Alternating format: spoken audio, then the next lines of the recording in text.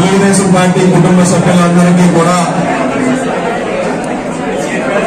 April 20వ తేదీ ఒక ప్రత్యేకమైనటువంటి దినం. గౌరవ ముఖ్యమంత్రి వర్యులు నారా చంద్రబాబు నాయుడు గారు జన్మదిన వేడుకలు ఈరోజు రాష్ట్ర వ్యాప్తంగా తణుకు నియోజకవర్గ వ్యాప్తంగా వాడల ఈ నియోజకవర్గ ప్రజలు, కూటమి నాయకులు, శ్రేణులు ఎంతో ఉత్సాహమైనటువంటి వాతావరణంలో జన్మదిన వేడుకలు ఘనంగా నిర్వహించుకోవడం ఈరోజు ఒక ప్రత్యేకమైనటువంటి రోజు సందర్భంగా తెలియజేసుకుంటూ, మన ముఖ్యమంత్రి వర్యులు తెలుగుదేశం పార్టీ జాతీయ అధ్యక్షులు నారా చంద్రబాబు నాయుడు గారికి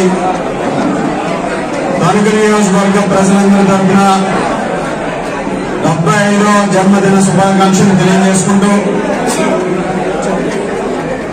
చంద్రబాబు నాయుడు గారు 45 సంవత్సరాల రాజకీయ ప్రస్థానం చూస్తే ఒక మారుమూల గ్రామం నుంచి ఆయన కాలినడకను వెళ్లి చదువుకుని డిగ్రీ చదువుకున్న తర్వాత ఒక యువకునిగా డిగ్రీలో ఉన్నప్పుడే కాలేజీ స్థాయి నుంచి నాయకత్వ లక్షణాలతో స్టూడెంట్ యూనియన్ లో గెలిచి తరువాత అతి చిన్న వయసులో శాసనసభ్యునిగా ఎన్నికై 28 సంవత్సరాలకి రాష్ట్ర మంత్రిగా ప్రమాణ స్వీకారం చేసి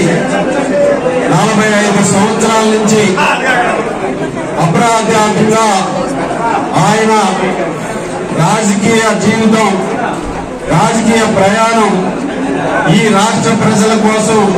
నిరంతరం కూడా శ్రమిస్తూ అక్కడ నారావారిపల్లి నుంచి గత ఉమ్మడి ఆంధ్రప్రదేశ్ రాష్ట్రంలో హైదరాబాద్, ఈ రోజు నవ్య ఆంధ్రప్రదేశ్ రాష్ట్రం రాజధాని అమరావతి సుదీర్ఘమైనటువంటి ప్రయాణంలో ఎంతో మంది జీవితాల మీద ప్రభావం చూపినటువంటి వ్యక్తి చంద్రబాబు నాయుడు గారు. కేవలం తెలుగు రాష్ట్రాల్లోనే కాకుండా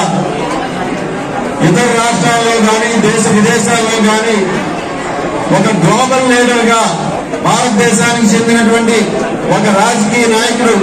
గ్లోబల్ లీడర్ గా ఎదగాలంటే అది ఒక్క చంద్రబాబు నాయుడు గారి వల్ల మాత్రమే సాధ్యమైందని ఈ సందర్భంగా తెలియజేస్తున్నాను. రాజకీయాల్లో కేవలం ఎన్నికల కొరకే కాకుండా భవిష్యత్ తరాల కోసం, భవిష్యత్తు కోసం ఆలోచించేటటువంటి వ్యక్తి చంద్రబాబు నాయుడు గారు. ఆ 5 సంవత్సరాలకే ఆయన ఆలోచనలు పరిమితం చేయరు. రాబోయే 20 సంవత్సరాల్లో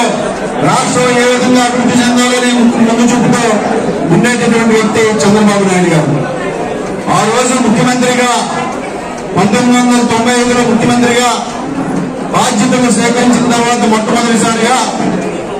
జన్మభూమి కార్యక్రమం కానీ, ప్రజల వద్దకే పాలన కానీ, విజన్ 2020 డాక్యుమెంట్ ద్వారా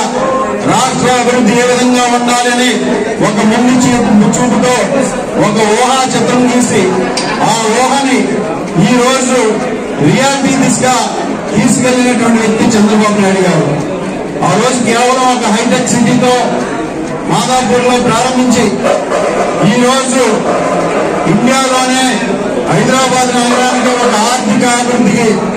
ఆర్థిక రాజధానిగా